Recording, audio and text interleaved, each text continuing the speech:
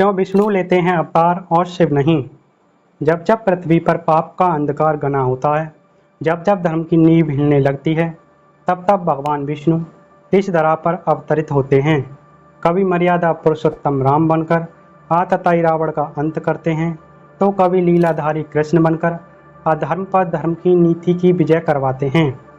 मत्स्य, कूर्म, वराह, नरसिंह, वामन, परशुराम, हर युग में हर काल में सृष्टि के पालक विष्णु का कोई न कोई रूप सत्य की स्थापना के लिए जन्म लेता है।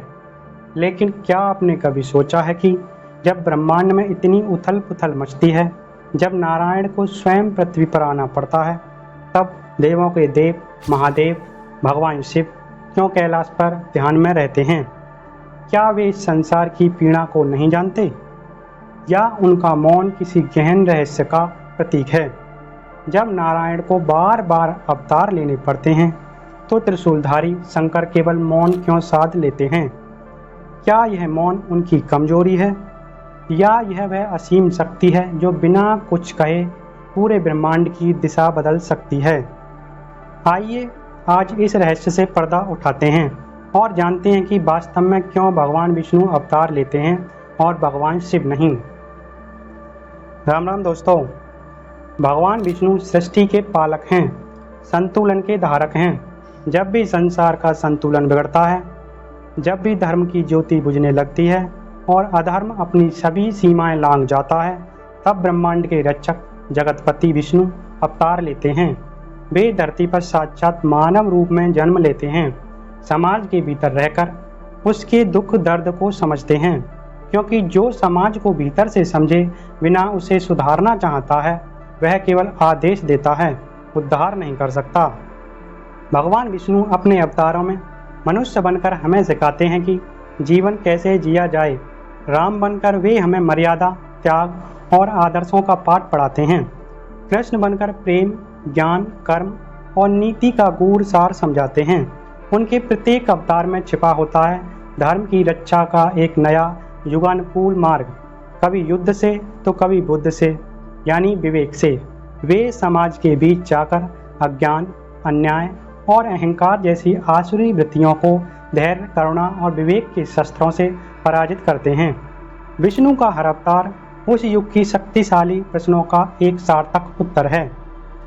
अब आपके मन में यह प्रश्न जरूर उठ रहा होगा कि यदि विष्णु यह सब करते हैं, तो फिर शिव क्या करते हैं? भगवान शिव सृष्टि के संहारक मात्र नहीं, बल्कि वे परिवर्तन के महानायक हैं।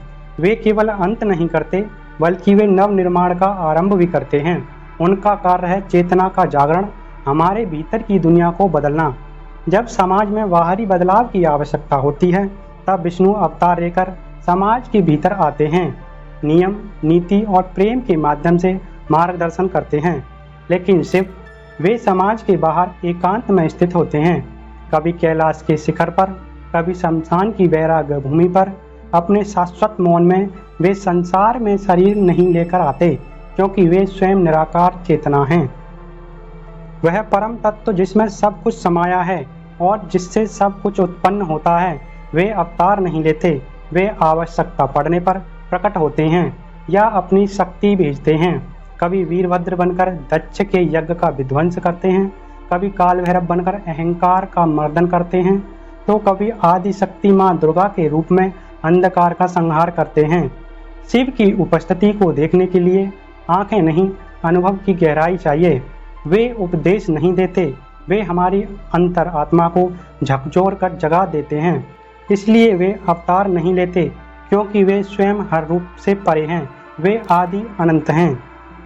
भगवान विष्णु और भगवान शिव दोनों ही सनातन धर्म के आधार स्तंभ हैं, परंतु दोनों की भूमिका, कार्यशैली और दृष्टिकोण में एक सूक्ष्म किंतु महत्वपूर्ण अंतर है। विष्णु समाज को चलाते हैं, शिव आत्मा को जगाते हैं। एक धर्म की रक्षा करते हैं, दूसरा मोह से मुक्ति का द्वार खोलते हैं। शिव सिखाते हैं त्याग, तत्वज्ञान और आत्मबोध। विष्णु सिखाते हैं कर्म, कर्तव्य और संतुलन।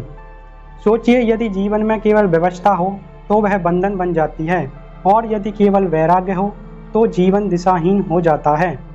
जब तक इन दोनों देवों के गुण हमारे जीवन में समाहित नहीं होते, ना तो धर्म पूर्ण होता है और ना ही आत्मा को शाश्वत शांति मिलती है। शिव और विष्णु दो नहीं बल्कि एक ही पूर्णता के दो दिव्य पहलू हैं। एक बाहरी यात्रा का पथ प्रदर्शित करता है तो दूसरा अंतर यात्रा का प्रकाश स्तंभ है। जहाँ विष्णु जीवन को सार्थकता से जीने की विधि सिखाते हैं, वहीं शिव जीवन के पार उस परम सत्य को जानने का मार्ग दिखाते हैं। विष्णु बाहरी संसार को संभालते हैं ताकि धर्म टिका रहे, व्यवस्था बनी रहे, और शिव हमारे अंदर की यात्रा के द्वार खोलते हैं ताकि आत्मा सांसारिक बंधनों से मुक्त हो सके। इसलिए जीवन में यदि केवल नियम हो और त्याग न हो तो वह कठोर और शुष्क बन जाता है, और यदि केवल त्याग हो, नियम और अनुशासन न हो तो वह दिशाहीन और व्यर्थ हो जाता है। हमें अपने जीवन में दोनों ही परम आवश्यक हैं। कर्म में विष्णु चाहिए और ध्यान में शिव, क्योंकि जब तक बाहर संतुलन और भीतर शांति दोनों का तालमेल ना हो तब तक जीवन अधूरा है।